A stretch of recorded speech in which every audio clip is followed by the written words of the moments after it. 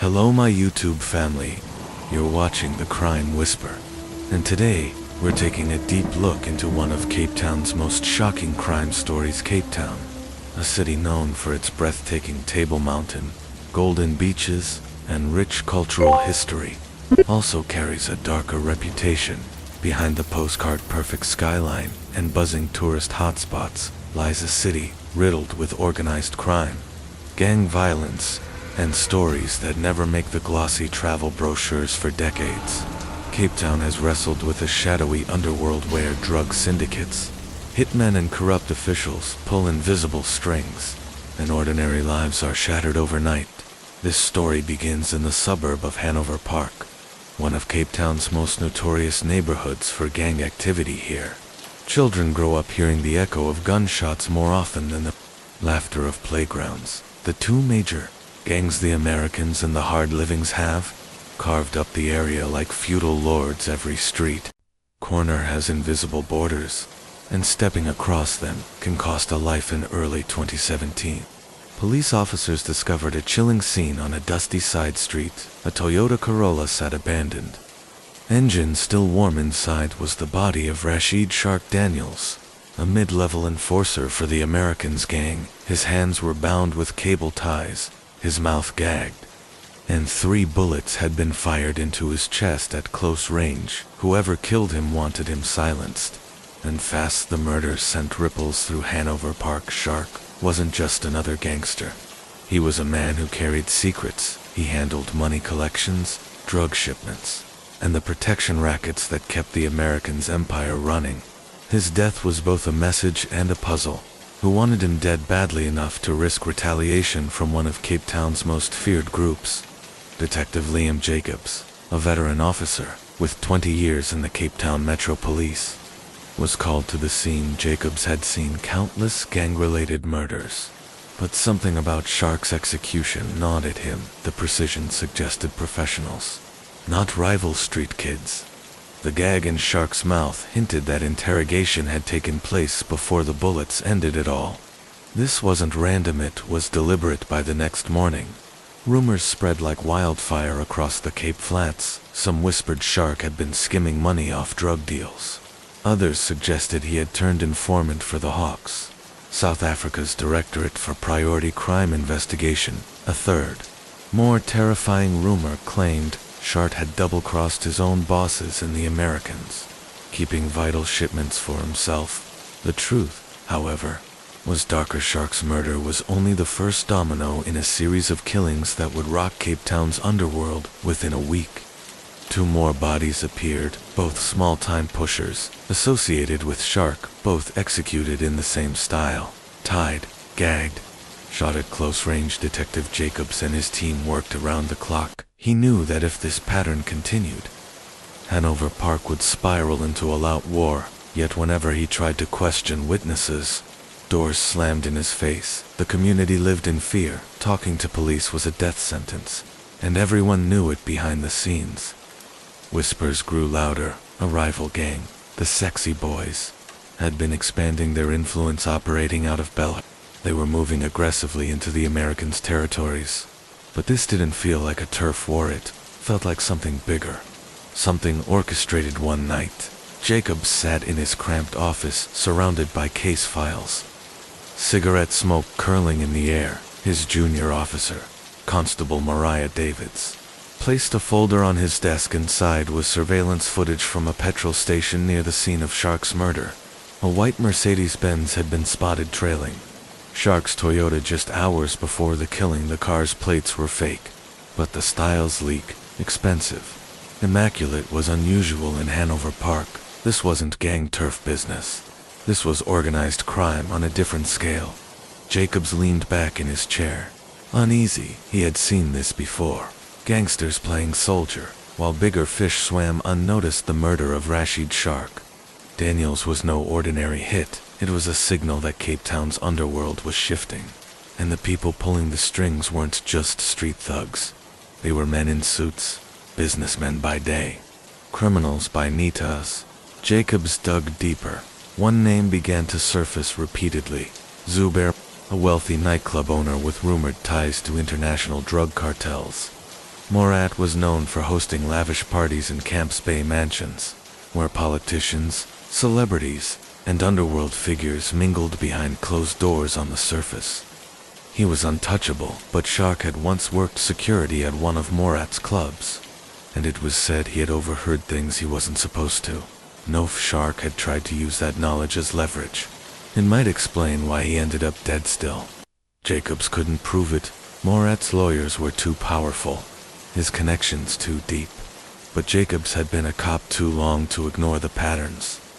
Shark's murder was the opening chapter of something much bigger, a story that would drag Cape Town into a storm of blood, betrayal, and corruption, and Jacobs knew he had no choice but to follow it, no matter how dangerous the path became. Detective Liam Jacobs had been in the force long enough to know when something was off. Ordinary gang hits were messy, emotional, and often reckless, but Rashid, Shark Daniels' murder carried an entirely different weight to Gag.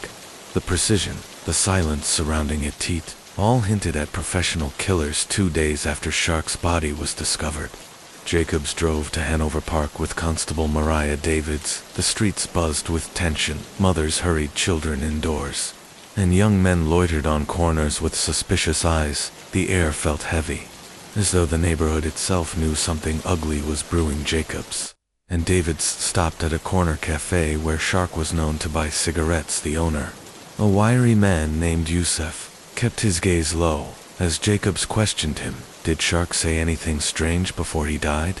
Jacobs asked. Yusuf hesitated, hands trembling slightly as he arranged bread loaves. He looked nervous. He muttered, kept checking his phone, told me he was going to meet someone in Greenpoint, said it might be his last big move.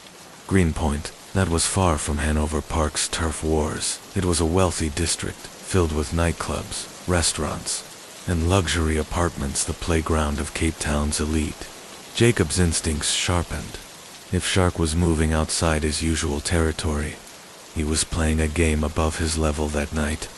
Jacobs and Davids reviewed cell phone records. Shark's last call had been to an unregistered number, traced to a disposable SIM card, but the location ping placed him near Aurora, a high-end nightclub in Greenpoint, toned by none other than Zubair. Morat Davids raised an eyebrow.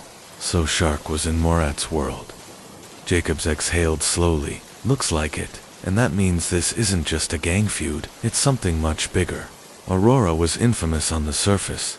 It was one of Cape Town's most exclusive night spots, attracting celebrities, politicians, and tourists, but in the shadows, it was whispered to be a hub for laundering cartel money and arranging narcotics shipments. Police raids had tried to pin charges on Morat, but witnesses vanished, and evidence always slipped through cracks. Jacobs knew walking into Morat's world meant stepping into dangerous territory. But he also knew Shark's murder trail ended there the following evening. Jacobs went undercover, dressed in a blazer and jeans. He entered Aurora, with Davids trailing discreetly behind him. The bass thumped through the walls. Lights strobed across the dance floor, and waiters carried bottles of champagne, glowing with sparklers in the VIP section. Morat sat like a king. Gold watch, tailored suit, and a glass of whiskey in hand. Around him lounged women in designer dresses, and men with the unmistakable posture of bodyguards. His laugh was easy, but his eyes were cold, measuring everyone who dared look to lawn. Jacobs didn't approach. He wasn't reckless. Instead, he observed. After an hour, he noticed a thin man in a leather jacket slip into Morat's booth. They spoke briefly, exchanged a small black envelope, and the man vanished into the crowd. Dave, speaking through her earpiece, whispered, "That's Petra Smith. He's on Interpol's watch list for arms trafficking. What the hell is he doing here?" Jacobs felt the chill. Shark's murder, Morat's nightclub, international arms dealers, it was all converging, and it painted a picture of Cape Town as more than just a city of gang rivalries. It was a port for global crime. Days passed, and bodies continued to surface. This time, 2 members of the Sexy Boys gang were found dead, executed in the same style as Shark, bound, gagged, shot. Jacobs realized the killings weren't one-sided. Someone was systematically eliminating key players from both gangs. One theory gripped Jacob's mind. Could Morat be orchestrating a silent purge? By removing both Americans and sexy boys, mid-level enforcers, he could destabilize them, then swoop in with his own network to dominate Cape Town's lucrative drug market. But proving that theory was another matter. The turning point came when a confidential informant codenamed Raven contacted Jacobs. Raven had ties deep in the Americans' gang and claimed Shark's murder was indeed tied to Morat. According to Raven, Shark had discovered details about a massive cocaine shipment arriving at the Cape Town harbor, hidden inside shipping containers marked as textiles. The shipment, Raven insisted, was orchestrated by Morat, with help from corrupt port officials. Shark had planned to skim a portion, or possibly sell the information to rivals. That mistake had cost him his life. Jacobs pressed for proof. But Raven was cautious. "Meet me tomorrow night," the voice crackled through the phone in Salt River, near the old textile factory. "I'll give you documents, but come alone." The meeting haunted Jacob's. Salt River's abandoned industrial lots were perfect places for ambushes, Davids warned him. This could be a trap, but Jacobs couldn't ignore it. If Raven truly had evidence of Morat's operations, it could break open the case the next night. Jacobs drove into the deserted factory district. Rusted machinery stood like skeletons under the dim moonlight. He parked. Scanning the shadows, a figure emerged, a man in a hoodie, face half hidden. "Detective Jacobs," he whispered. "Raven." Jacobs replied cautiously. The man handed him a folder. Inside were photocopies of shipping manifests, emails, and photographs of containers marked with specific codes. The documents pointed directly to Aurora Investments, a shell company linked to Morat. Before Jacobs could thank him, headlights flared. A black SUV screeched into the lot, doors flying open. Masked men spilled out with automatic rifles. "Run!" Raven shouted. Gunfire erupted, echoing through the empty buildings. Jacobs dove behind a rusted steel beam, clutching the folder. Bullets sparked against metal, and Raven sprinted into the darkness. When the gunfire finally ceased, the SUV roared away. Raven was gone, vanished into the night. Jacobs survived, but the message was clear. Someone powerful wanted him silenced. Back in his office, Jacobs laid out the folder for the first time. He had concrete evidence linking Morat to international drug shipments, but with Raven missing, and no official witnesses, the case was far from court-ready. Davids looked at him, determination in her eyes. "Sir, this isn't just gangs anymore. This is global crime, corruption, and cartels. If we take this public without backup, they'll bury you, and not in paperwork." Jacobs nodded grimly. She was right, but he also knew something else. Cape Town was sitting on the edge of a bloodbath, and unless he acted fast, the coming storm would consume everyone, gangsters, cops, and innocent civilians alike. The war for Cape Town's soul had only just begun. The attempted ambush in Salt River changed everything. Detective Liam Jacobs knew he was no longer just investigating a murder. He was standing in the crosshairs of Cape Town's most dangerous criminal network.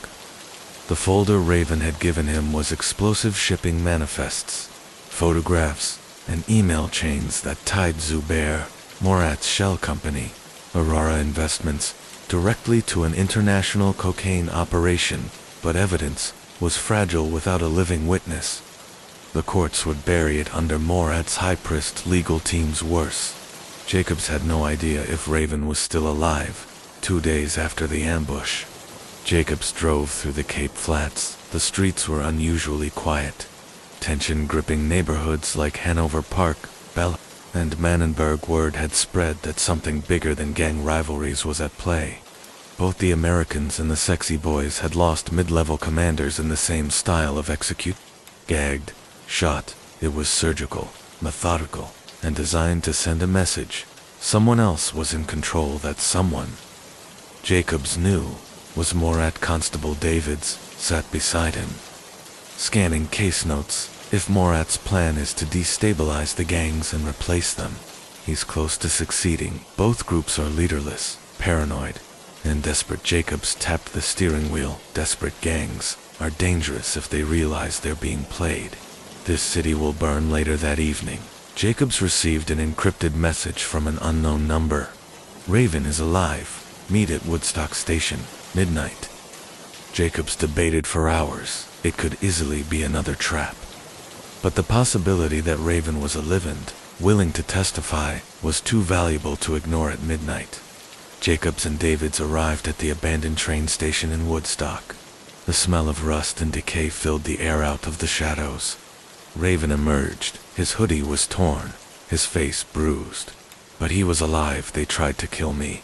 Raven rasped. I've been hiding since Salt River, but I have more Morats moving the shipment tomorrow night. Cape Town Harbor, Pier 17. Jacobs stiffened. You're sure? Raven nodded. One container marked with textile codes. It'll be gone by dawn if you don't move. It was the break Jacobs needed, but also the most dangerous move yet. If they raided the shipment and caught Morat red-handed, it could topple his empire. If they failed, they'd be exposing themselves to an army of well-armed enforcers the next night. Cape Town Harbor was cloaked in mist. Stacks of shipping containers loomed like silent towers. Jacobs, Davids, and a small unit of trusted officers from the Hawks prepared their raid in the shadows at 2 a.m. Headlights appeared, trucks rolled in, flanked by SUVs.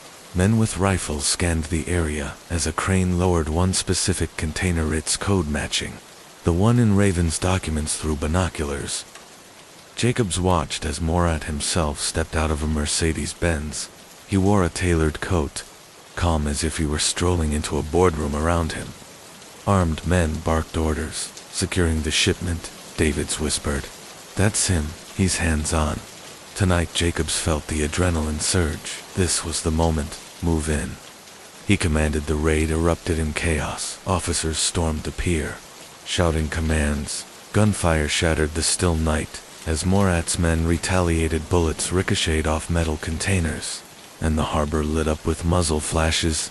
Jacobs sprinted toward the shipment, narrowly avoiding gunfire. Davids covered him, taking down two gunmen with precise shots. The firefight was brutal, but the Hawks pressed forward finally.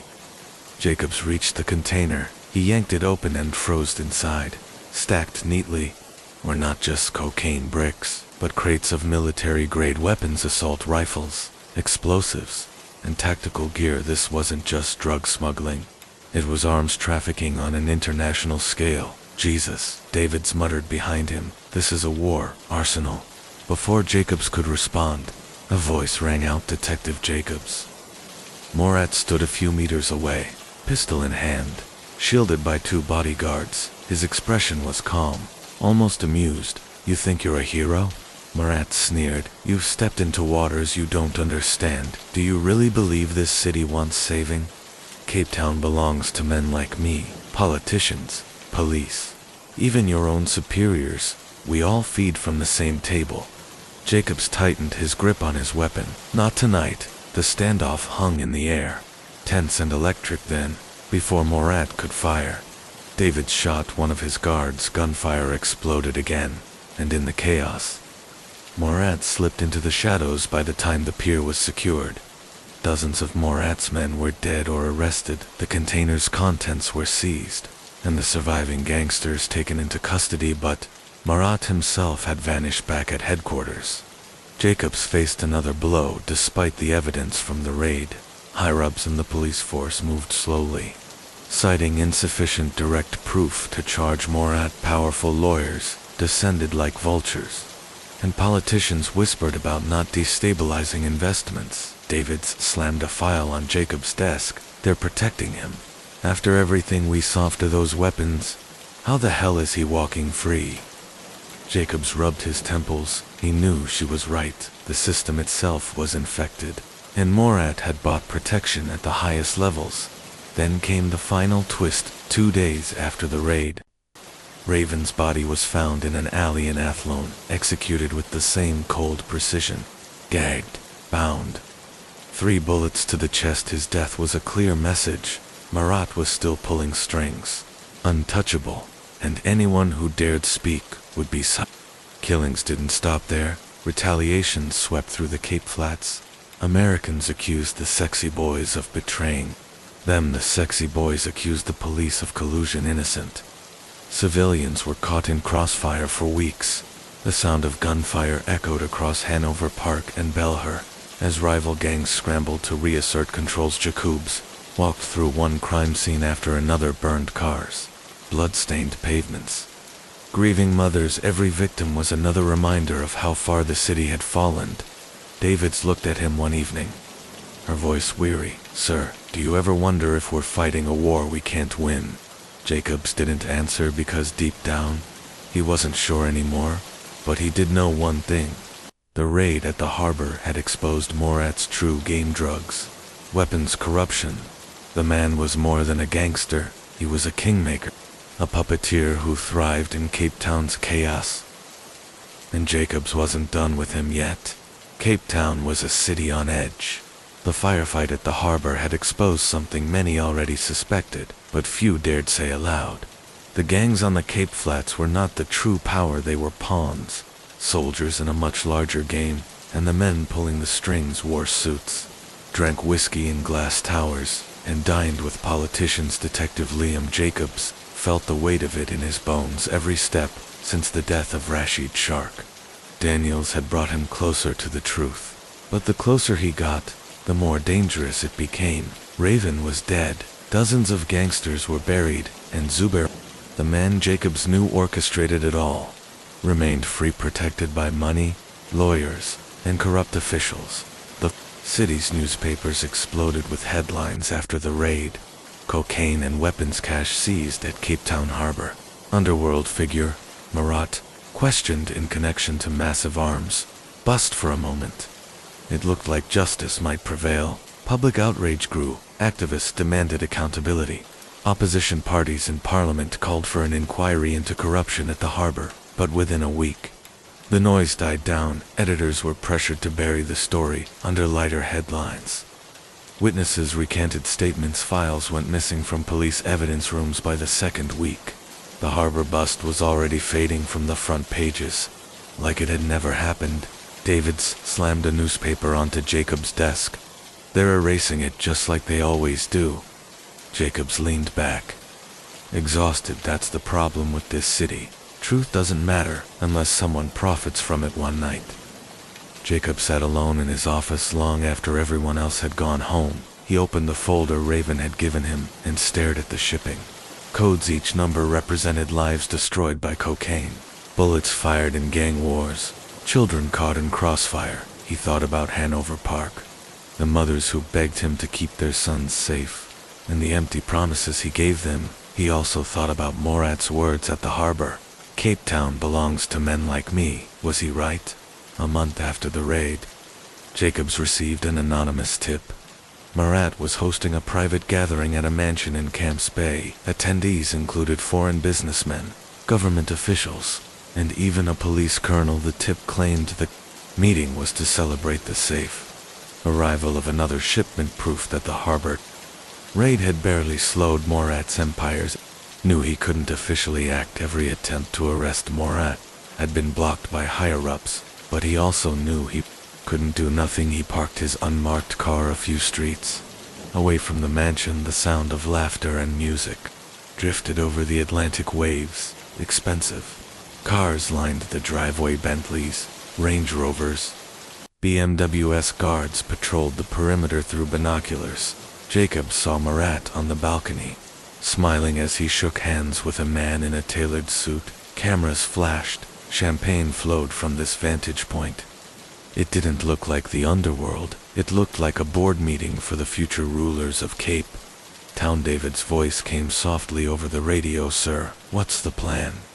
Jacobs lowered the binoculars. "Tonight, we watch, we record, we remember, and we wait for them to make a mistake." The months that followed blurred together. The gangs in Hanover Park and Bellher, weakened by assassinations, signed uneasy truces, but peace was fragile, built on fear and Morat's manipulation. Gunfire still cracked through the nights, though less frequent. Children still ducked at the sound of fireworks. Never sure if it was celebration or war, Jacobs and Davids continued their investigations quietly, gathering what evidence they could. A dock worker willing to talk here. A money trail uncovered there. Every piece was small, fragile, but together they began to form a larger picture. Murat wasn't just a gangster. He was Cape Town's gatekeeper to global cartels. But just as they built momentum, another blow came.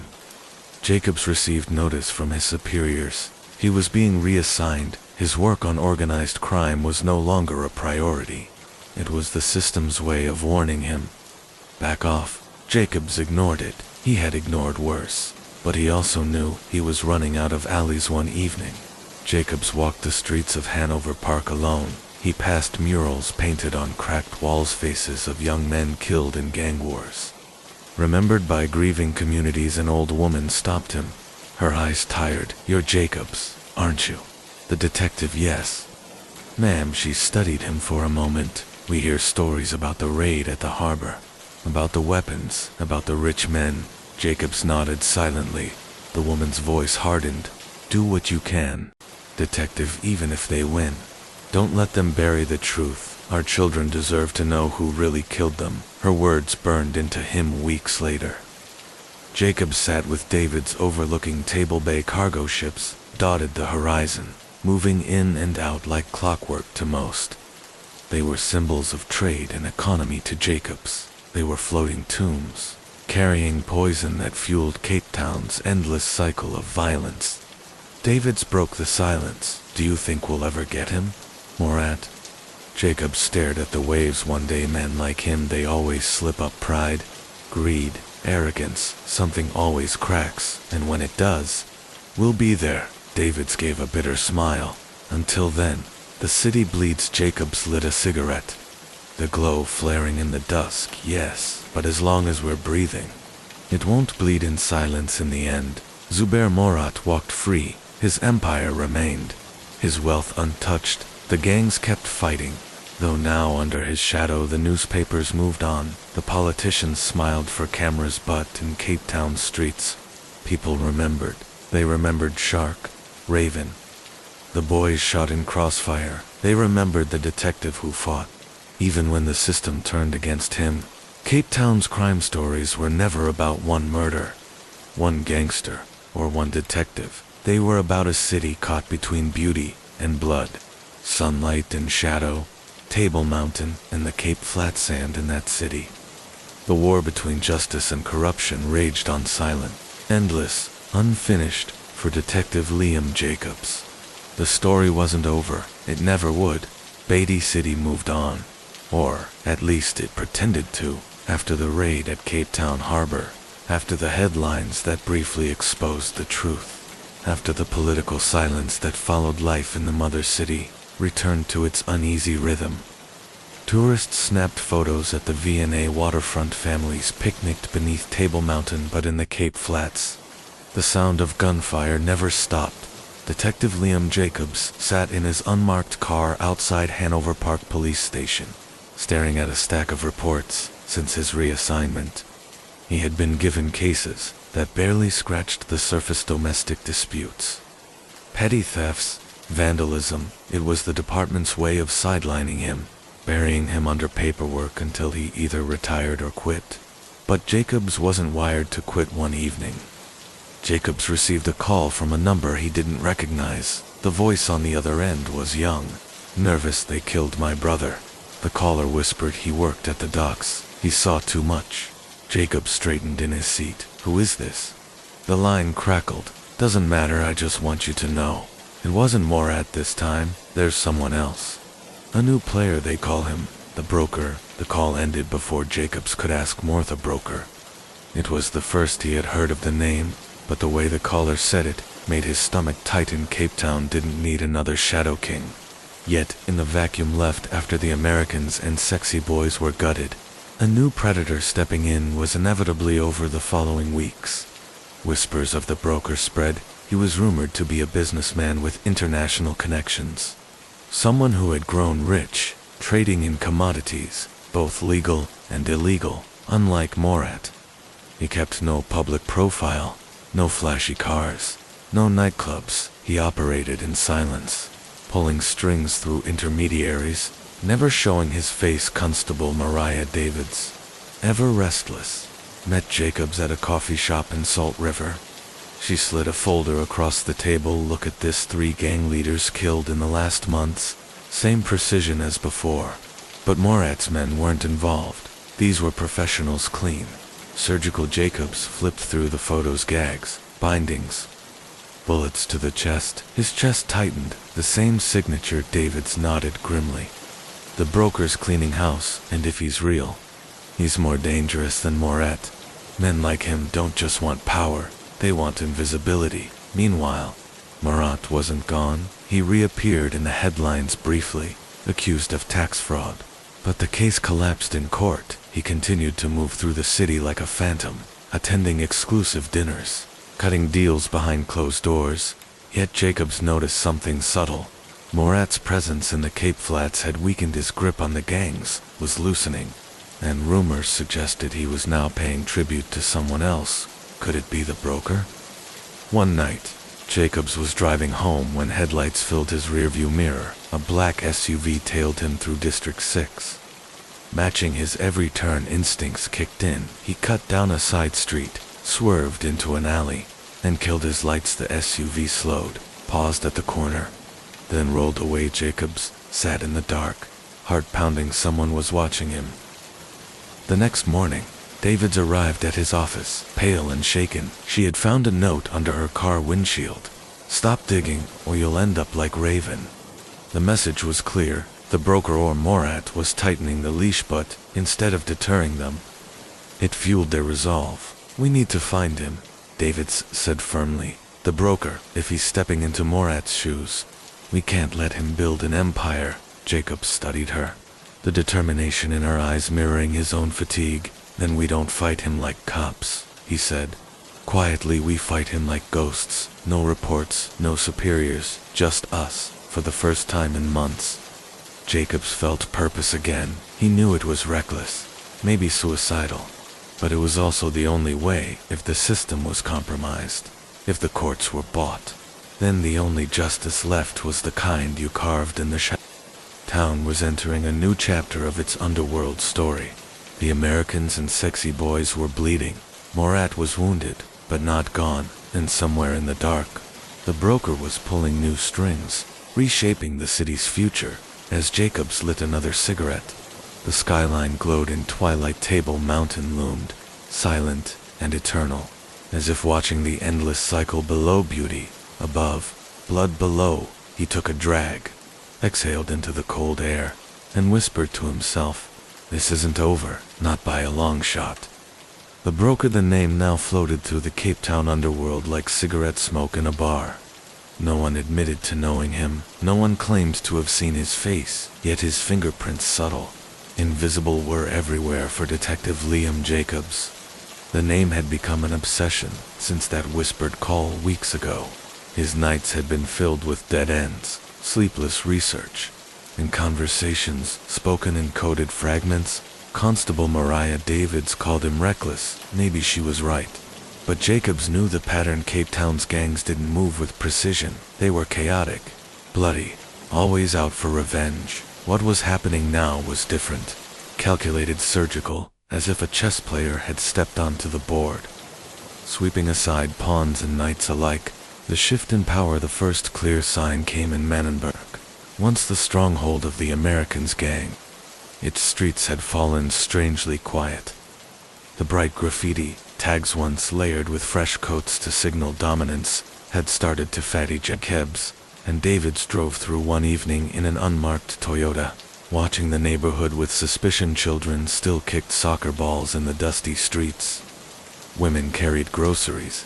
Taxis honked, but the usual energy of the gangs was missing. To quiet, Davids muttered, scanning the corners where gangsters usually lounged. It's like they've been told to stand down.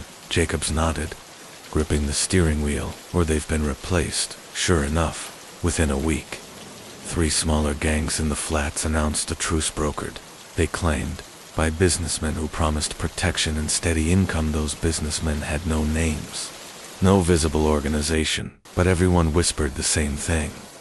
The broker had arrived at the politician's dinner one Friday night. Jacobs received a tip.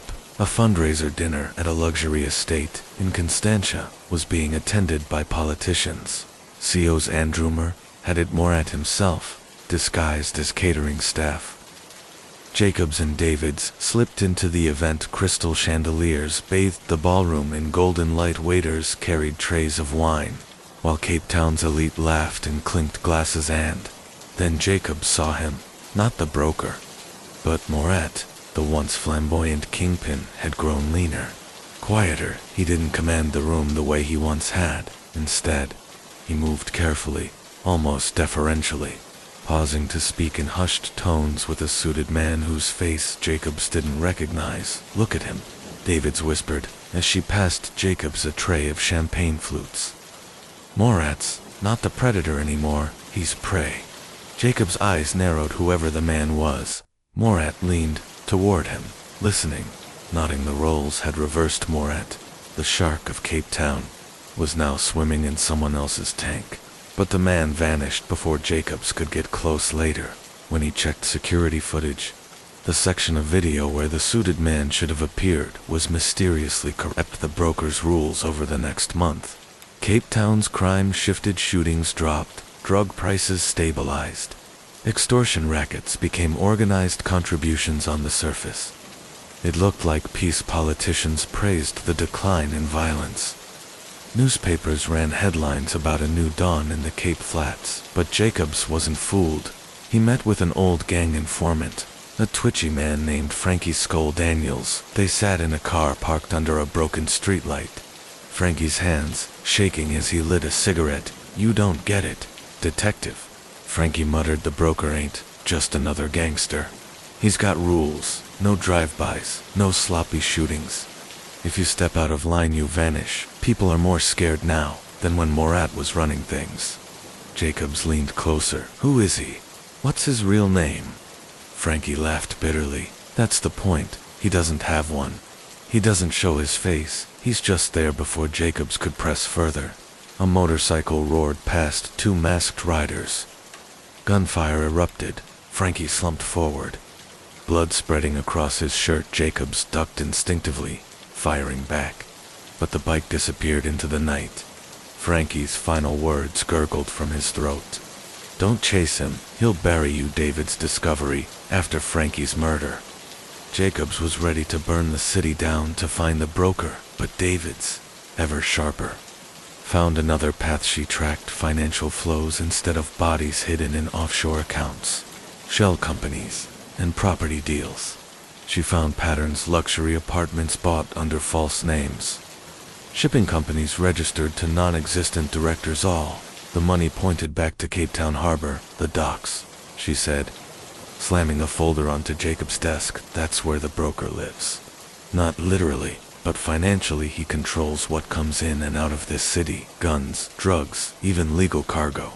The whole port is his playground." Jacob stared at the photos. Crates, containers, cargo ships. It all made sense. Cape Town's gangs were just pawns. The real money, the real power, was in the shipping routes.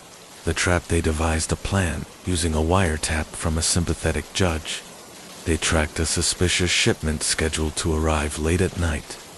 The manifest claimed it was textiles from Southeast Asia, but David's digging suggested otherwise. Jacobs and Davids set up surveillance near the docks. Rain lashed the harbor, waves slamming against steel hulls in the distance.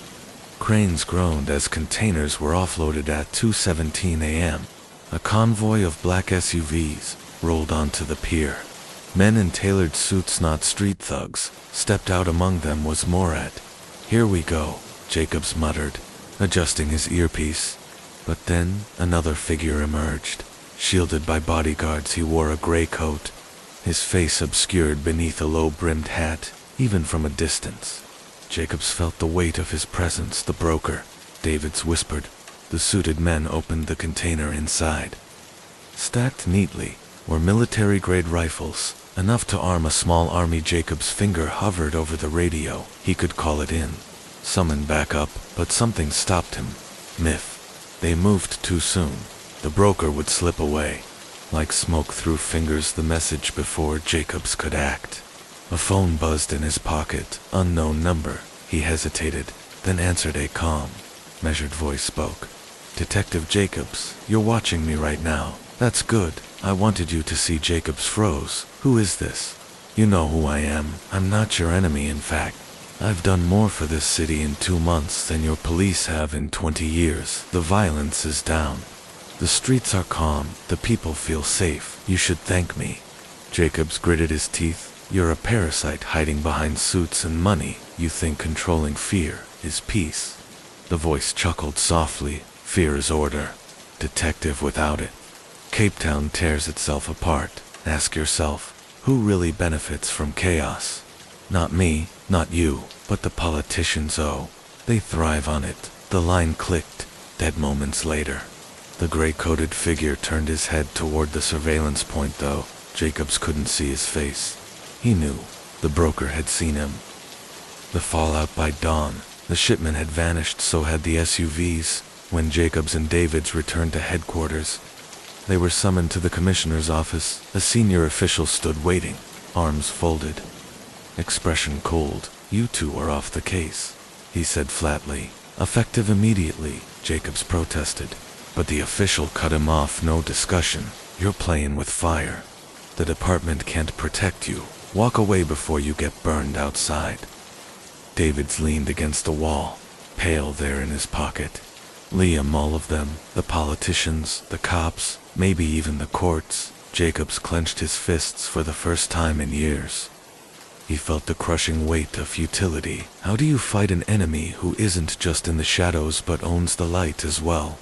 The choice that night, Jacobs drove alone through Cape Town, the city lights glittering against the ocean. He thought of Frankie's last words of Moret, bowing like a servant of David's, risking her career by staying at his side. The broker wasn't just a criminal, he was an architect, reshaping Cape Town brick by brick, gang by gang, until everything was his. Jacobs stopped the car, lit a cigarette, and whispered to the empty night, "If the system won't fight you, then I will." In the distance, thunder rolled over Table Mountain. The war for Cape Town had just entered its darkest chapter, the storm that had rumbled across Table Mountain. The night Jacobs made his vow seemed to linger for days, rolling over the city like an omen. Rain swept the streets, washing away the bloodstains, but never the fear. Detective Liam Jacobs knew he couldn't sleep, he couldn't file reports, he couldn't trust his own department. The walls were closing in, and the only person left he trusted was Constable Mariah Davids. But the broker had begun to notice her too. Brecken Davids lived in a modest 2-bedroom flat in Woodstock. She kept her life simple. Books stacked in every corner, a well-used punching bag in the living room, and a dog-eared Bible on the kitchen table. Her mother still called every Sunday, reminding her that danger was not meant for young women, that she should leave the police before the streets swallowed her whole. That night, Davids came home late, rain dripping from her jacket, exhaustion dragging her steps. She kicked off her boots, fed the stray cat that had adopted her, and was about to collapse into bed when she noticed something odd. The window in her bedroom was slightly open. She froze. She always kept it locked. Her hand went to her sidearm as she swept the flat, heart hammering. Nothing seemed out of place until she saw the photo frame on her bedside table. It held a picture of her and her late father. Now it was cracked, not shattered, just cracked deliberately, and next to it, a small slip of paper. "Stop following ghosts." Davids backed out of the room slowly, weapon raised, her breath ragged. Whoever had been there wasn't sloppy. They wanted her to know Jacob's warning. The next morning, Davids told Jacobs everything. They sat in a diner, in observatory, steam rising from mugs of coffee, both of them on edge. "There in my home, Liam," she whispered. "They could have killed me, but they didn't." "Why?" Jacob's jaw tightened. "Because they want you afraid. It's psychological warfare. The broker's telling us he can reach us anytime he wants." Davids shook her head. "This isn't just a message, it's leverage. He's watching us, testing us, waiting to see if we'll fold." Jacobs leaned in, voice low. "Then we don't fold, we double down." But even as he said it, He saw the shadow under her eyes. The weariness of someone who had just realized that the war wasn't out there. It was now inside her own home.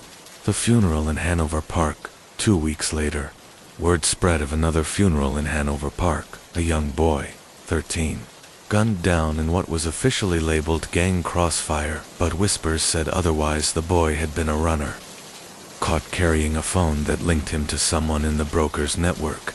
Davids insisted they attend funerals in Cape Town's flats weren't just goodbyes. They were gatherings of power. Families wept, pastors prayed, and gangs circled like vultures. The air was thick with tension. Jacobs and David stayed at the edge of the crowd, watching. Morat was there too, standing with his men, but he wasn't the center of attention anymore. Instead, another figure, a tall man in a tailored suit, face unreadable, was greeted with subtle nods. Deference, the broker. David's whispered. Jacobs narrowed his eyes. No, too visible. He's just another mask. But as the casket was lowered into the earth, Jacobs couldn't shake the feeling. The broker was here, somewhere in the shadows, watching, always watching the leak back at the station. Jacobs discovered something worse. Their investigation files, the secret ones they had hidden under false names in the database, were gone, deleted only to people had access. Jacobs and Davids, they exchanged a look of dread. It's not us, Davids said firmly, which means... Jacobs finished the thought, which means the broker has people inside the system, probably sitting in the office next door. Their paranoia was no longer paranoia, it was reality. They weren't just fighting gangs, they were fighting their own department. The offer that night. Davids received a second message this time. It came through her personal phone, an encrypted number. No name, you're better than this. Mariah, walk away from Jacobs. He's finished. You still have a future. Join us. And you'll be protected. Her stomach turned. She stared at the screen, thumb hovering. Whoever had sent it knew her name, knew her doubts, knew the wedge to drive between her and Jacobs. She didn't reply, but she didn't delete it either when she told Jacobs. He only scowled. That's how they work. Divide and conquer. They want to isolate us, make us question each other. Davids didn't say it out loud, but the thought haunted her. What if they're right? What if Liam is already doomed, and I'm just following him into the grave? Jacobs goes rogue. Jacobs made his move without telling her, using contacts from his earlier years. He reached out to a mercenary for hire and ex-soldier named Carol Stone. Visser Stone had a reputation for brutality, but also for loyalty once paid. Jacobs wanted surveillance muscle outside the law, someone who couldn't be bribed by the broker. Careful. Davids warned when she found out, you're crossing a line once you bring men like him in. You're no better than the people we're fighting. Jacobs' reply was cold. The law's already compromised if we don't fight dirty. We don't fight at all. The crack between them widened. The kidnapping, the war escalated when David's younger brother, Nathan, vanished. He was a university student, apolitical, far from the flat's violence, yet one evening, he never came home. Hours later, Davids received a photo on her phone. Nathan, bound to a chair, gagged, his eyes wide with terror. The message read, "Choose Jacobs or your family." David's world shattered. Her hands shook as she showed Jacobs the photo.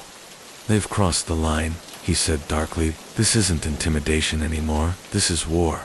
But Davids could barely breathe. Her brother had nothing to do with this, and now he was bait in the broker's trap. The choice days passed in agony. Davids couldn't eat, couldn't sleep. She replayed every decision that had led her here, partnering with Jacobs, digging into the broker, refusing to walk away. Finally, a call came, the same calm, measured voice she had heard through Jacob's phone at the docks. The broker himself, Mariah. He said softly, "You're smart, you've seen the truth. Jacobs is reckless, broken. He will drag you down with him, but you don't have to die. Work with me, give me Jacobs, and your brother walks free." David's throat tightened. "How do I know you won't kill him anyway?" "You don't," the voice replied smoothly, "but I don't waste assets in you. Constable Davids are an asset." The line clicked. Dead, she sank to the floor, tears burning her eyes. The broker had forced her into the one place she feared most. A choice between blood and loyalty. The pact when she finally told Jacobs. He didn't rage, he didn't blame her. Instead, he sat in silence, smoke curling from his cigarette there. "Forcing you to betray me," he said quietly. "That's their game, but listen to me, don't give in if you choose them. They'll use you until you're nothing if you choose me. Maybe we both die, but at least we die fighting." Davids looked at him, torn between despair and defiance, her brother's life against her partner's. Trust the weight of the city pressing down on her shoulders. And in that moment, she realized something chilling.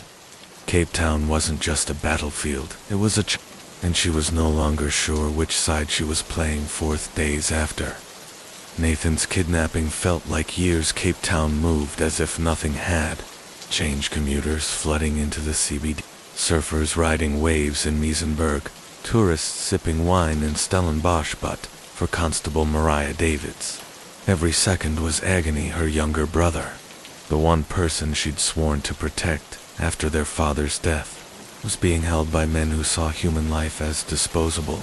The broker's offer echoed in her mind.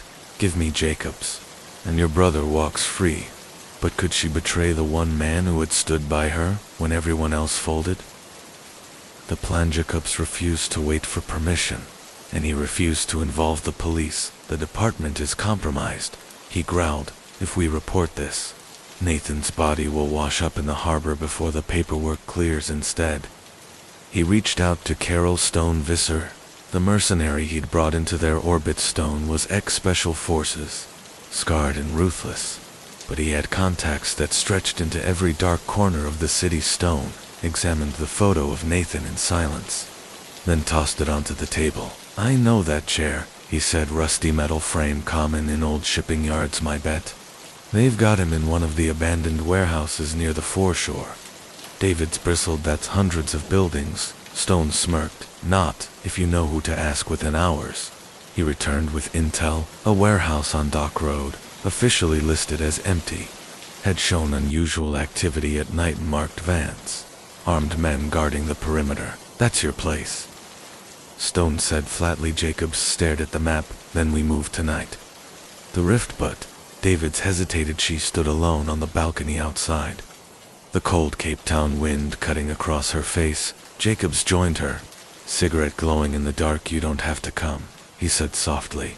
"If you've got doubts about me about this, you should walk away now." Davids clenched her fists. "He's my brother, Liam. I don't get to walk away." Jacobs exhaled smoke. "Then understand this. Once we go in, there's no turning back. This isn't going to be an arrest. It's going to be a war zone." She looked at him, eyes burning. "Then we fight." What she didn't tell him was that the broker had called her again that afternoon. This time, the instructions were clear. Deliver Jacobs alive, or Nathan dies. The infiltration night fell heavy on Cape Town harbor. Fog rolled in from the Atlantic, muffling sound, cloaking shadows. Jacobs, Davids, and Stone approached the warehouse through the skeletal remains of old shipping containers. Their movements were silent. Practiced. Jacobs with his pistol drawn, Stone carrying a suppressed rifle. David steady in her breath despite the storm inside her chest through a broken window.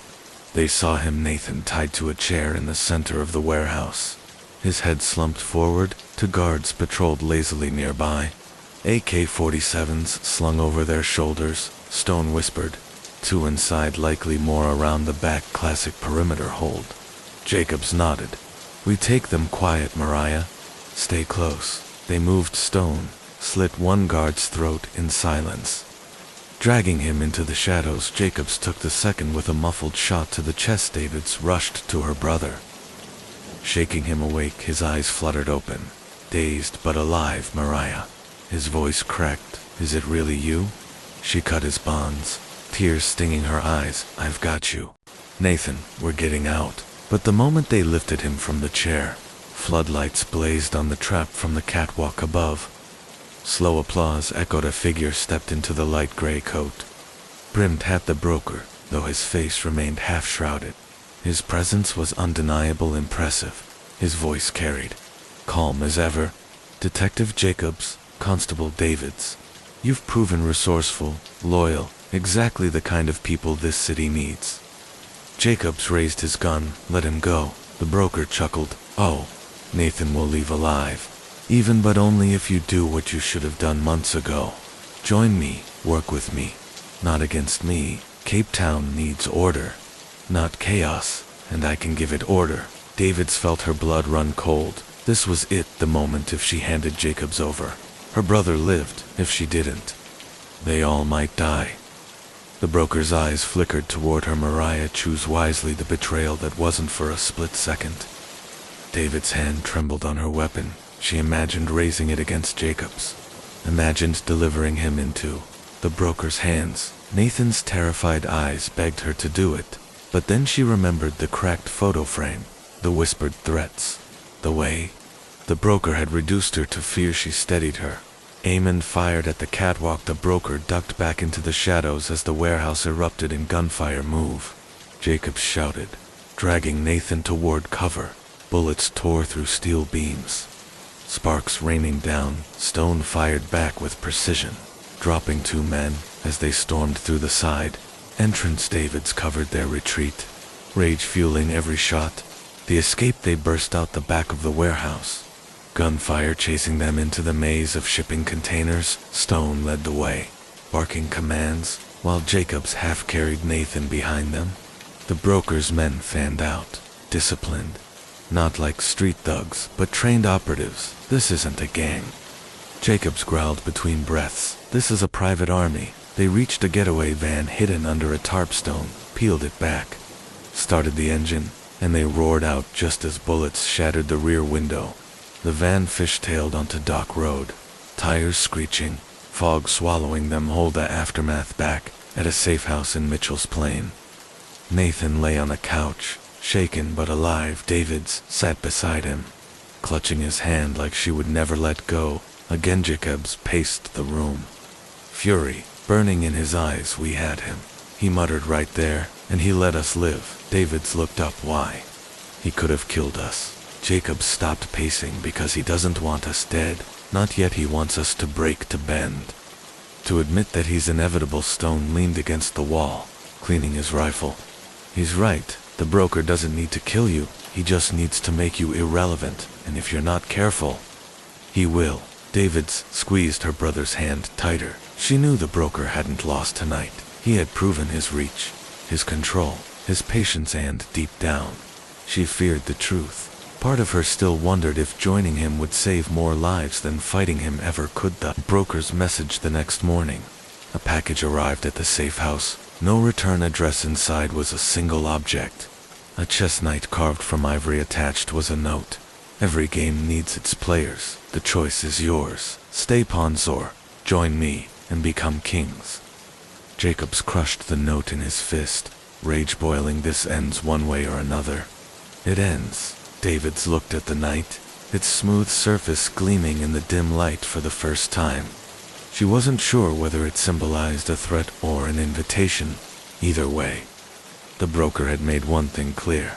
The game had only just begun. Cape Town's night air was thick with heat and tension. From the neon-lit clubs of Longstreet to the shadowed alleys of Manenberg, something ugly was brewing. Detective Liam Jacobs had seen the city survive wave after wave of gang violence, but the new storm was unlike any before. The broker's hand could be felt everywhere, though his face had never been seen. The fragile alliance. Jacobs and Constable Mariah. Davids had managed to pry open one door into the broker's world through their uneasy alliance with Kaya, the ex-assassin who had turned informant. But that alliance was fragile. Kaya lived with paranoia stitched into his bones every time he stepped outside. He scanned rooftops, windows, and alleys, as if expecting his old comrades to end in a safe house, an observatory. The three gathered late one night, the hum of distant trains breaking the silence. Kaya laid out a rough map on the table. These are the docks. The broker controls now, he said, tapping at the paper. He doesn't move through them himself. He uses shell companies. Ships come in at odd hours. Containers are pulled off before customs even logs them. Jacobs frowned. And what's inside? Kaya's lips tightened. Guns, high-grade Eastern European stuff. This isn't gangland weapons anymore. This is military surplus. David's leaned forward, so he's arming Cape Town for a war. Kaya didn't answer. He didn't need two cracks in the police force word of Jacobs and David's off-the-books work was starting to leak. Through the department, a superior officer had called Jacobs in for a thinly veiled warning. You're drawing attention you don't want. Liam, I don't know what you're chasing, but I suggest you let sleeping dogs lie. People upstairs don't want another scandal. Jacobs heard the subtext. If he kept pressing, he might not just lose his badge, he might end up buried like Raven that night. As he sat in his car outside the station, a plain envelope was slipped under his windshield wiper. Inside was a single sheet of paper with 6 words. Your partner isn't who you think. His blood ran cold. Doubt creeps in the next time Jacobs met with David's. He couldn't help but notice things he hadn't before. How she avoided certain questions, how she always seemed to know when to pull back. Could she be compromised?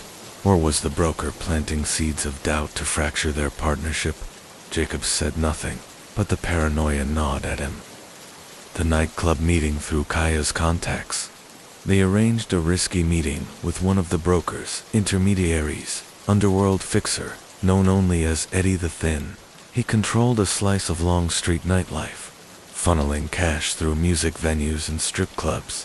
The meeting took place at midnight in the back office of a nightclub.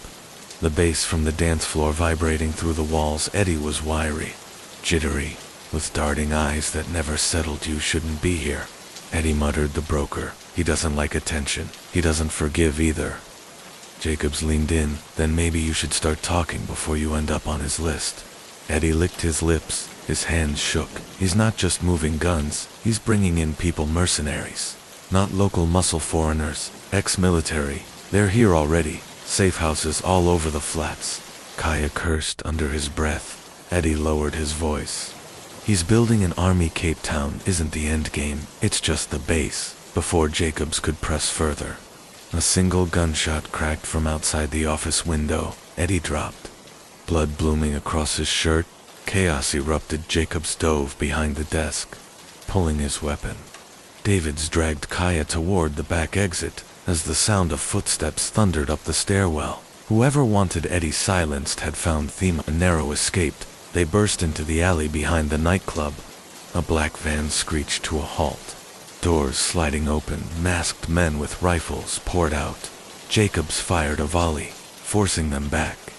As Davids shoved Kaya into their car, tires screamed as they tore down the narrow street, bullets sparking against the asphalt behind them when they finally lost the pursuit.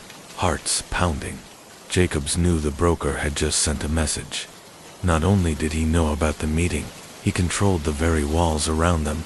The betrayal confirmed. The next day, Jacobs found himself staring at the envelope again. Your partner isn't who you think. And then it clicked. At the nightclub, Davids had known exactly where the back exit was. She had steered Kaya and Jacobs into the car before the shooters even reached the alley, almost as if she had known. The ambush was coming. Jacobs said nothing, but he made a quiet decision. Before this war ended, he would find out where Davids' loyalties truly lay. The broker's shadow grows across the city. Whispers of the broker spread like smoke. In Kayala, gangs were suddenly flush with new weapons. In Mitchell's Plain, unknown men in tactical gear were seen moving crates at night. Even Morat's empire seemed to bend under this invisible hand. Cape Town was transforming, and Jacobs feared it was only the beginning. The broker wasn't just consolidating crime, he was reshaping power itself. As the city glittered under the night sky, Jacobs sat in his car, overlooking the harbor. The smell of salt and oil thick in the air. Ships moved silently in and out, each one a possible vessel of blood and chaos. He thought of Raven, of Eddie, of every corpse left in the broker's wake. And then he thought of Davids, his partner, his ally, and maybe his enemy. The war for Cape Town's soul was no longer in the shadows. It was at his doorstep, and Jacobs knew the worst was yet to come. Cape Town had always been a city of contrasts. Tourists sipping wine in Stellenbosch, while, only kilometers away, children learned the sound of gunfire before they learned their ABCs.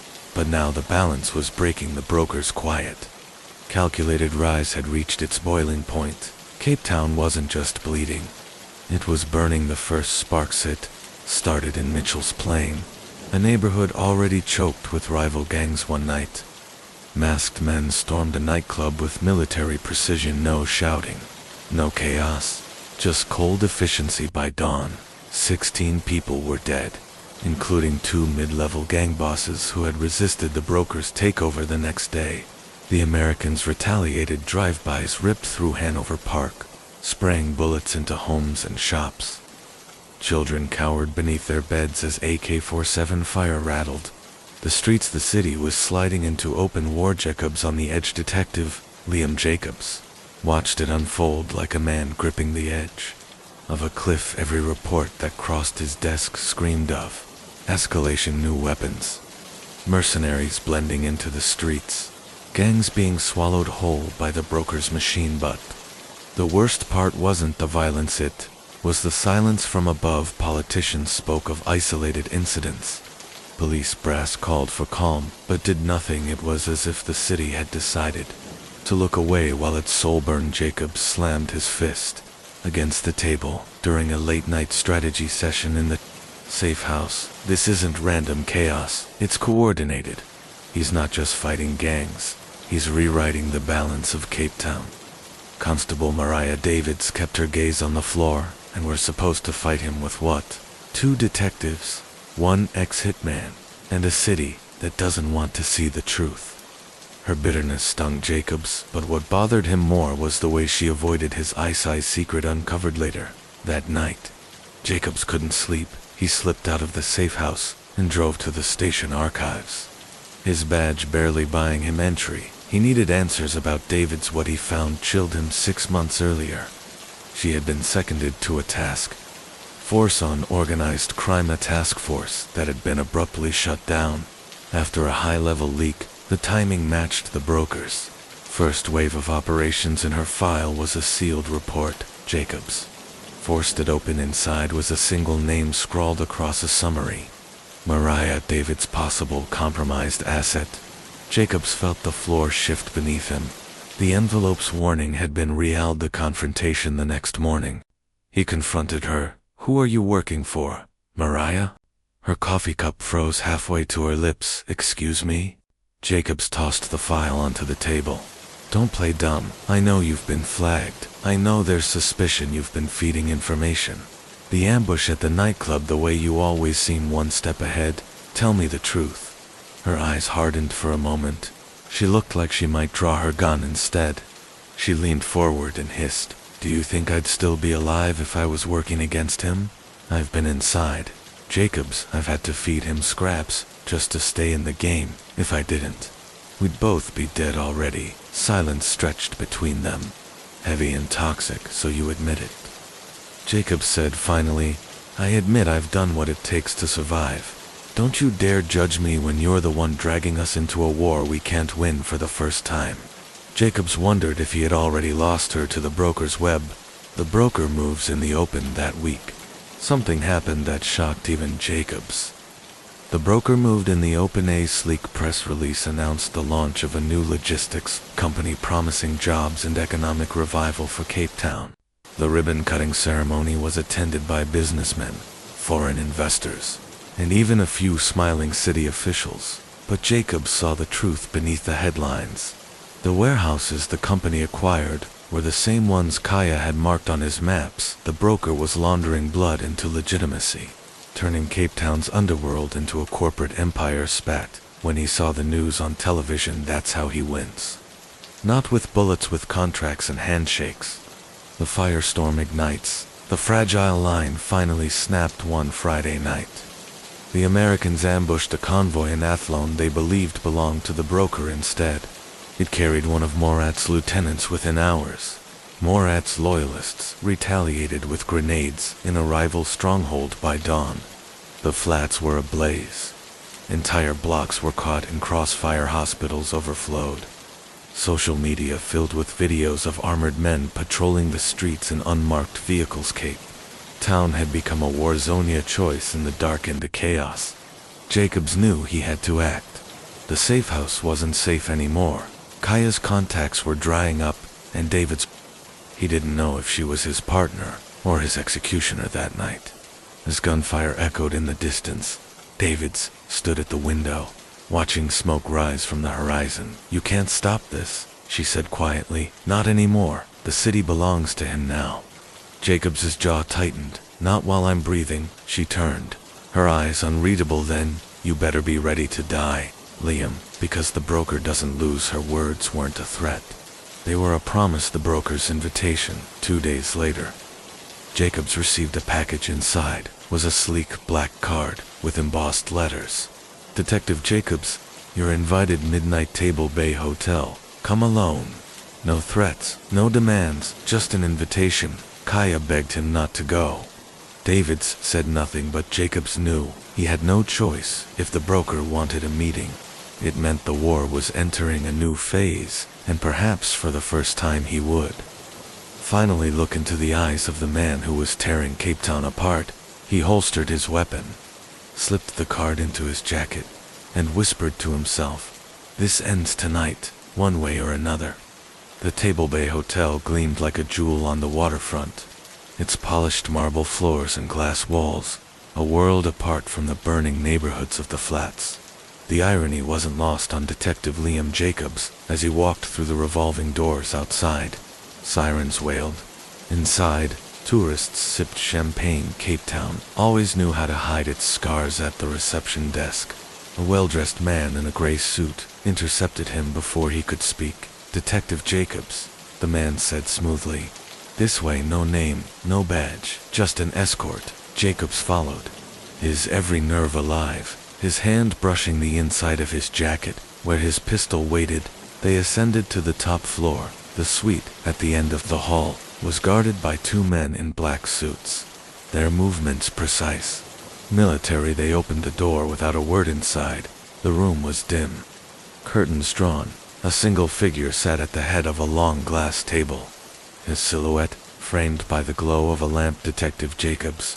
The voice was calm, deep, commanding. "Sit." The broker revealed. For months, Jacobs had imagined the broker as a shadow, a faceless monster, but now, sitting across from him, the man was unsettlingly ordinary.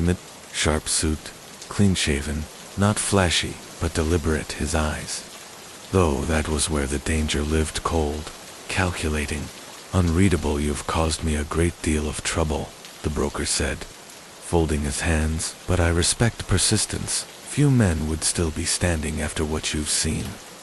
Jacobs said nothing. His eyes never left the man. The broker smiled faintly. "You've heard stories. Guns, mercenaries, corruption, all true, but what you don't understand is that I am not your enemy. Detective, I am inevitability." Jacobs's voice cut like gravel. "You're a parasite feeding off this city's blood." The broker tilted his head. "And what has your city given you? A broken police force, politicians who trade justice for contracts, children dying in the flats while tourists take selfies at the waterfront. I didn't create this system, I perfected it." The offer. Jacobs leaned forward. "Why bring me here? You could have killed me a dozen times already." The broker's eyes narrowed.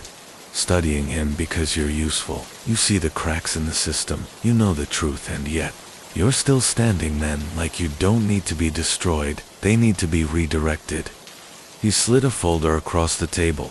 Inside were photographs, documents, bank transfers, names of city officials, judges, police commanders, all tied to him. "Join me, Detective," the broker said softly. "With me, you'll have power to actually change things. No more chasing shadows.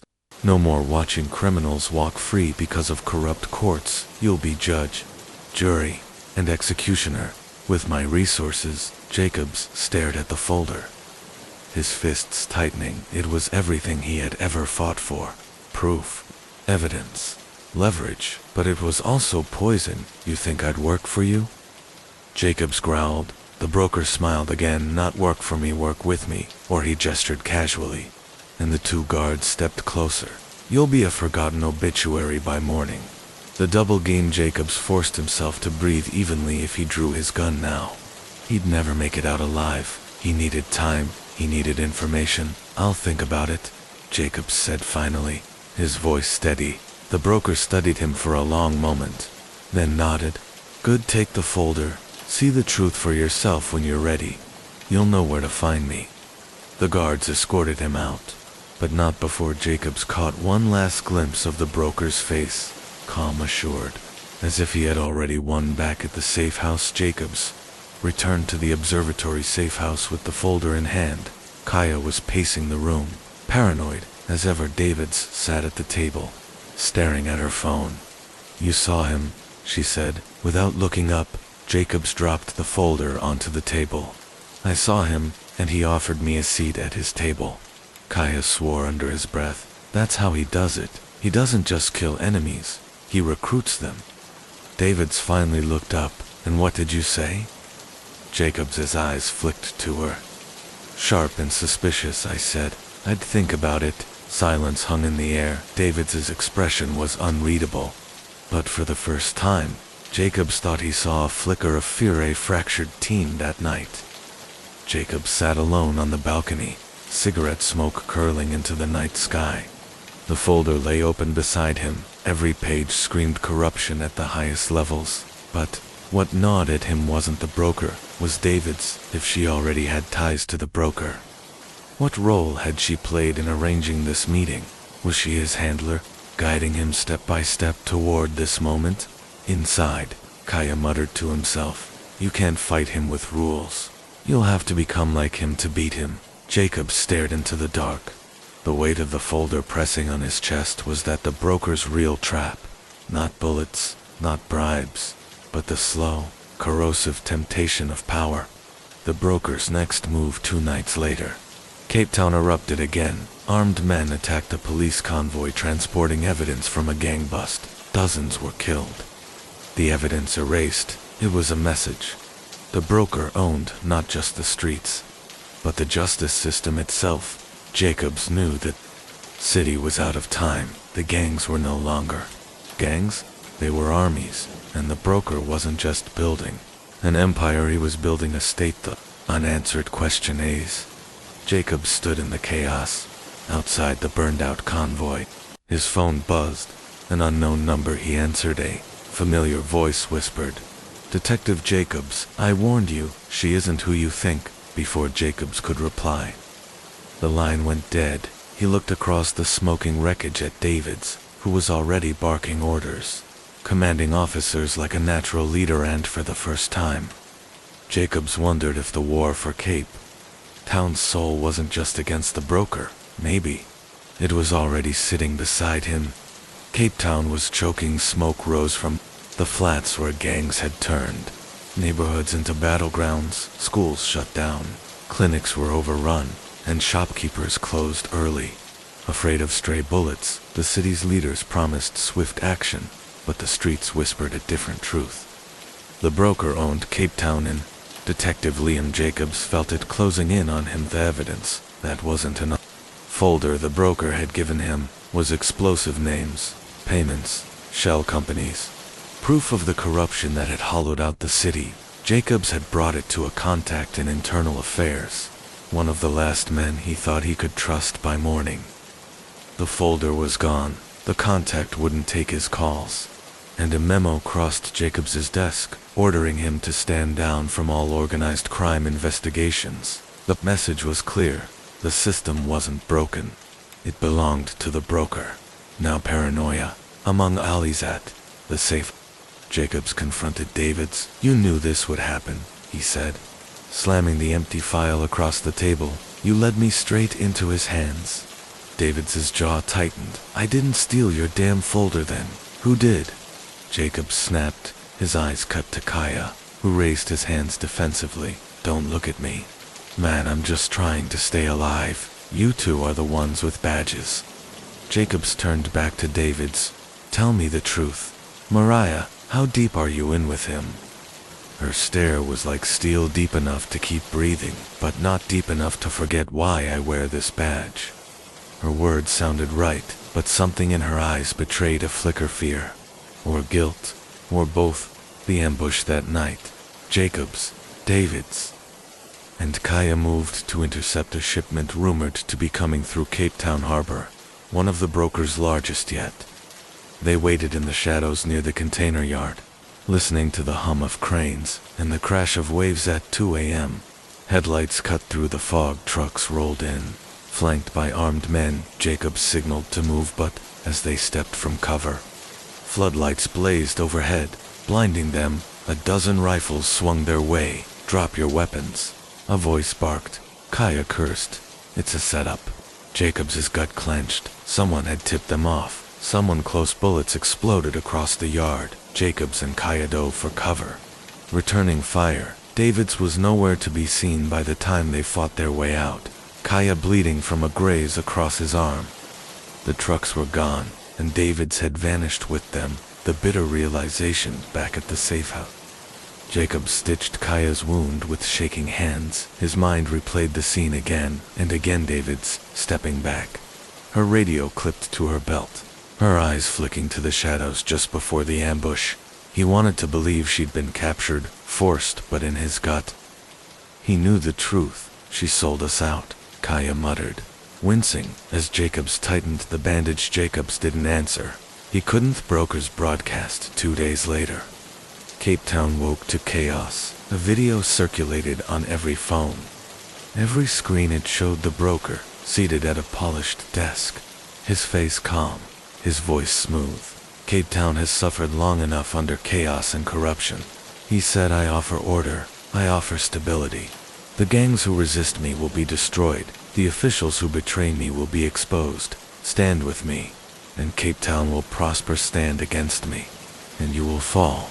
And then the camera shifted. David's stood beside him, flanked by guards. Her expression was unreadable, her police badge pinned to her jacket like a trophy. "She has chosen to stand on the side of progress," the broker continued. "Others should follow her example." The video ended. Jacobs sat frozen, bile rising in his throat. He had suspected, but seeing her there, at the broker's side, was a knife, twisting deep.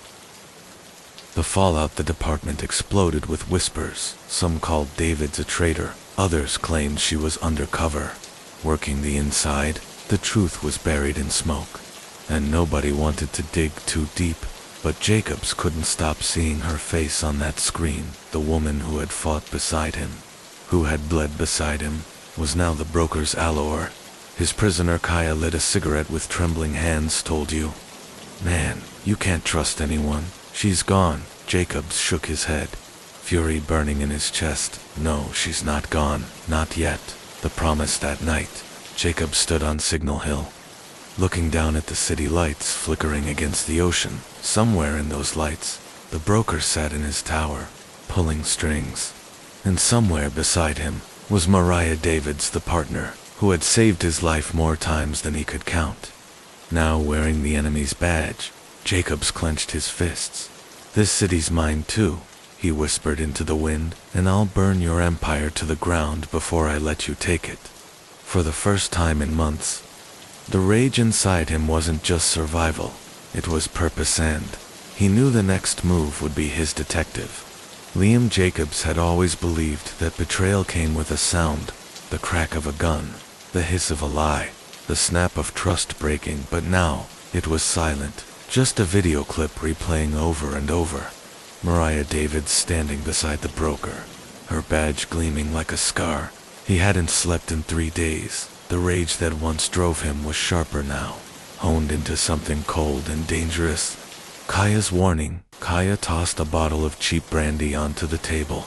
His arm was still bandaged from the ambush, his face pale with exhaustion. "You keep watching that damn video like it's gonna change," he muttered. "She's gone. Brew, let it go." Jacobs didn't look away from the screen. "She's not gone, not yet." Kaya laughed bitterly. "You sound like one of those auks who think they're girls, just confused. Well, she's already moved on. She chose her side, and it wasn't ours." Jacobs finally turned, his eyes burning. "You didn't see what I saw, that look in her eyes. It wasn't loyalty, It was survival. She's playing him. She has to be. Kaya shook his head. Or maybe she's just tired of fighting a war she can't win. Don't make the mistake of thinking everyone's as stubborn as you. David's new role, meanwhile. Inside the broker's headquarters, a glass tower, rising over the city like a blade. Mariah Davids was learning the rules of her new caged-up. Broker treated her like a prized acquisition. She sat in on meetings, walked corridors lined with guards, even wore her badge in public, as though her loyalty were unquestionable. But she knew better. Every step she took was watched. Every word she spoke was weighed. One mistake, and she'd disappear like so many others who had thought themselves indispensable. She played her part. She smiled when told. She nodded when ordered. She let him believe she had chosen his side, but deep down, she carried a different truth. She had not betrayed Liam Jacobs. She had betrayed herself by surviving the street murmurs on the streets of Cape Town. Rumors swirled like smoke. She's a traitor. Some said she's undercover. Others whispered no, said the cynics. She's just another cop who cashed out the uncertainty, was poisoned. Some gangs pledged themselves fully to the broker, emboldened by the image of a decorated detective at his side. Others grew reckless, seeing betrayal as proof that no one could be trusted. The balance was slipping, and the city teetered closer to all-out war. The old man's advice. Jacobs found himself one night in a tiny cafe in Buc, sitting across from an old retired detective named Hendricks, a man who had fought his own battles against corruption decades earlier. You think she's still on your side? Hendricks asked, stirring his tea. I know she is, Jacob said firmly. Hendricks studied him, his eyes cloudy but sharp. That kind of belief will get you killed, or worse, it'll make you predictable. The broker knows how you think. He knows you'll hesitate. That's why he showed you the video, not to prove she's his, to test if you're still hers. Jacobs leaned back, the words cutting deep. So what do I do? Hendricks smiled sadly. You decide what matters more, the city or the woman, because you can't save both. The broker's trapped. 3 nights later, Jacobs got a message, an address in Woodstock, no signature. He knew it was a trap. The broker wanted him desperate, wanted him chasing ghosts, but he couldn't ignore it. Kaya protested, begged even, but Jacobs went anyway. The warehouse smelled of oil and dust. His footsteps echoed as he moved cautiously through the shadows, and then she stepped out. David's, her hair tied back, her eyes hard, her gun holstered, but ready for a moment. Neither spoke then. You shouldn't have come, Liam, she said softly. The confrontation. Jacobs's voice was rough. Why, Mariah? Why stand beside him? David's exhaled, her shoulders tight. Because it's the only way I can get close enough to end him. Jacobs narrowed his eyes. You expect me to believe that? After the ambush, after you vanished, I didn't tip them off. She snapped. He knew we'd be there. He knows everything. Liam, there's a mole so deep you and I will never dig it out. The only way to fight him is from the inside.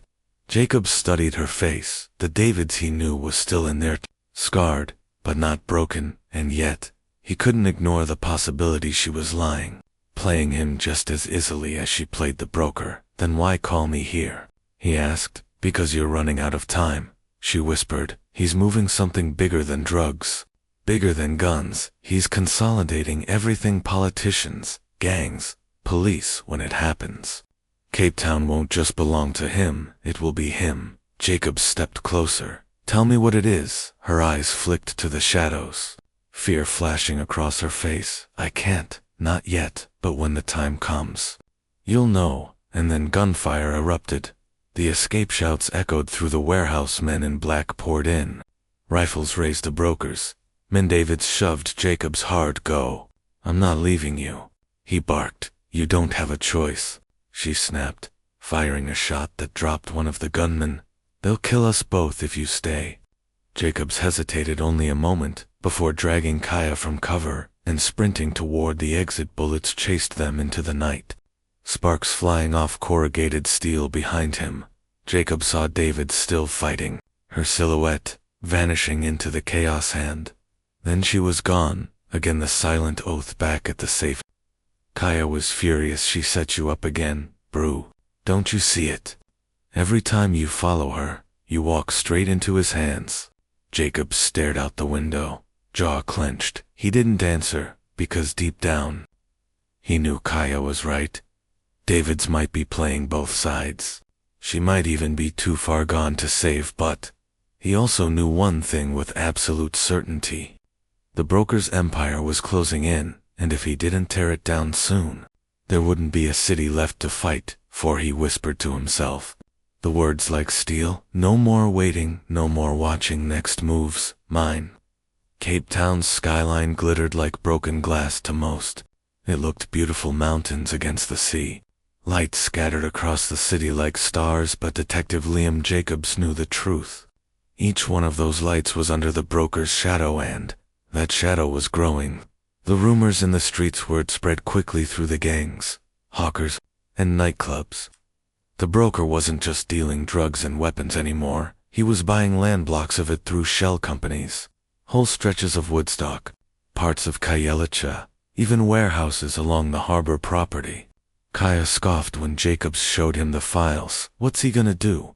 Open a bloody hotel chain? Jacobs shook his head. Not property territory. He's setting up control points. Look at the map.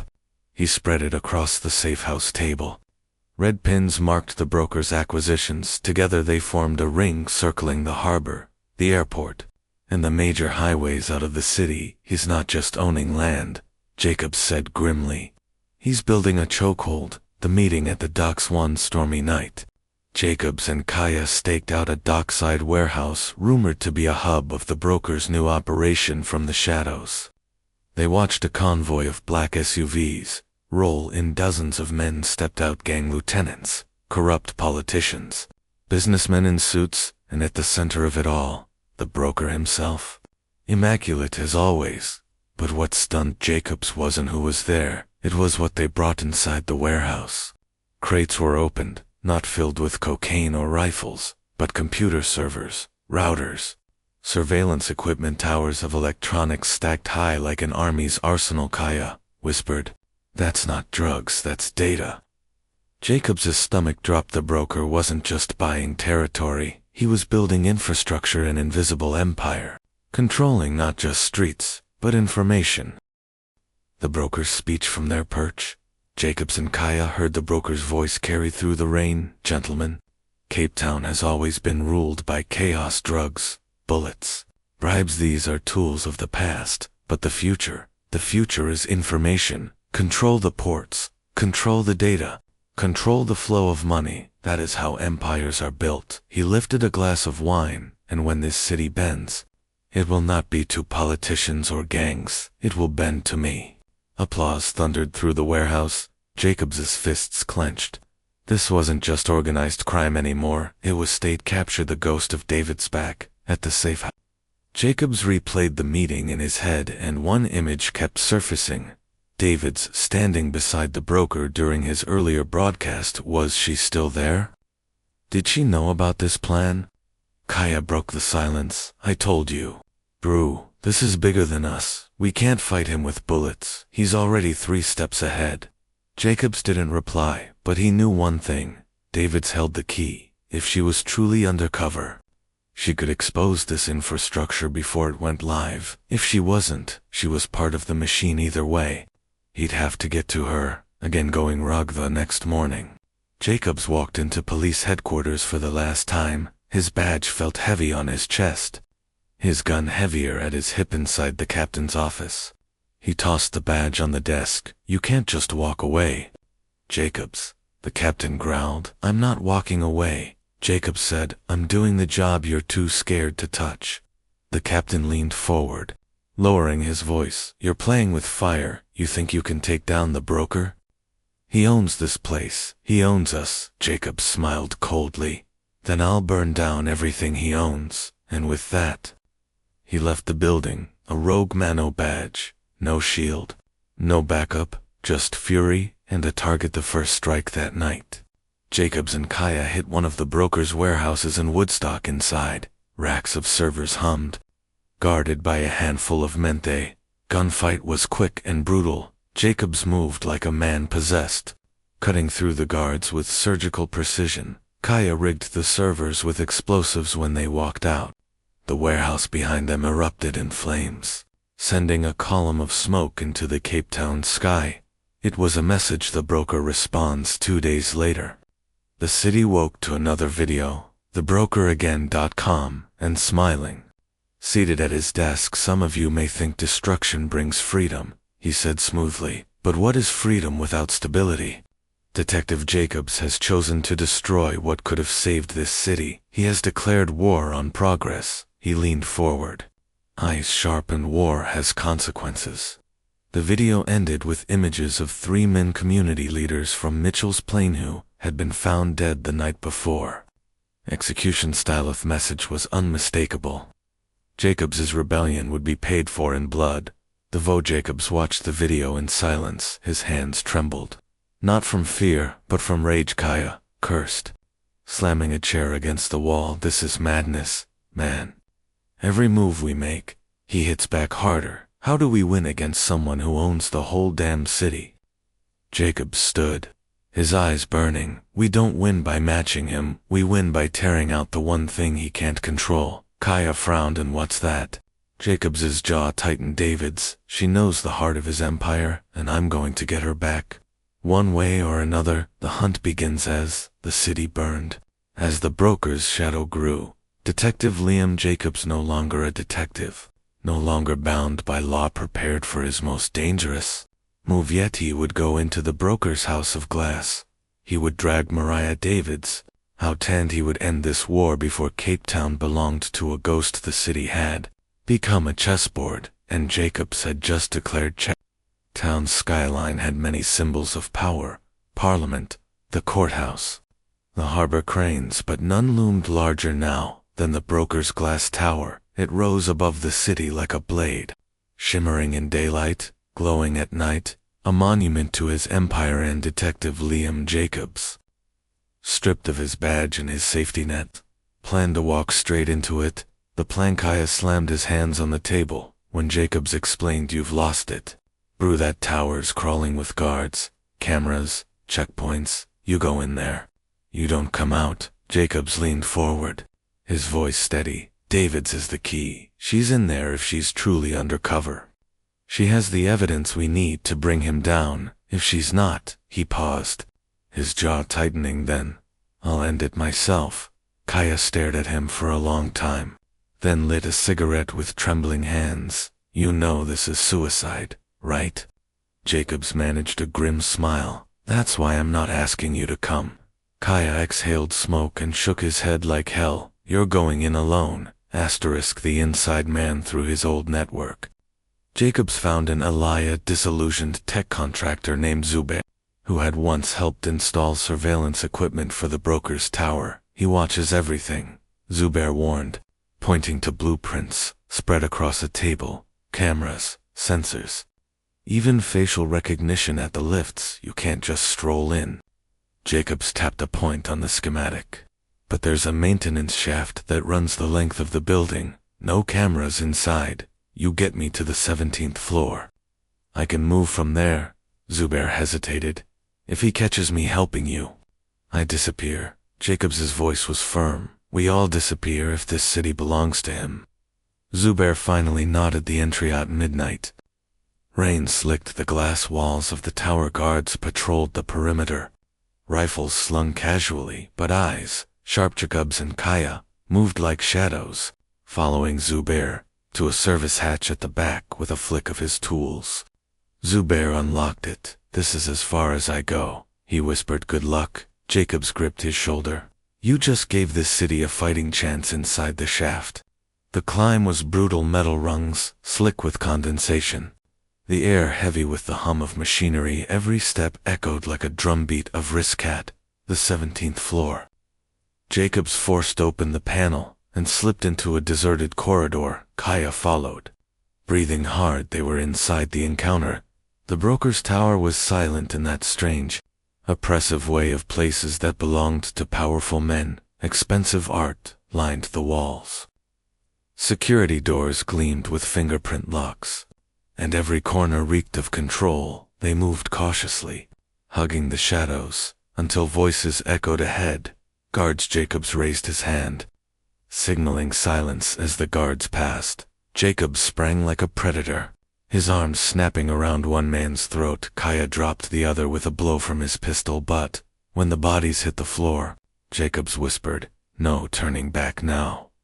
Finding David's, they reached a suite near the top levels, with a panoramic view of the city, and there she was.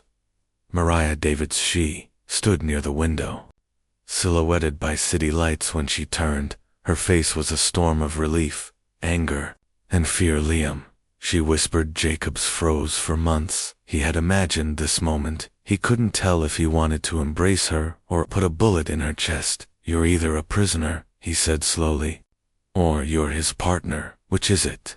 Her eyes flashed. "Do you think I'd sell out everything we fought for? I've been walking a knife's edge. Liam, I've gathered enough evidence to burn his empire to the ground, but I can't move without blowing my cover."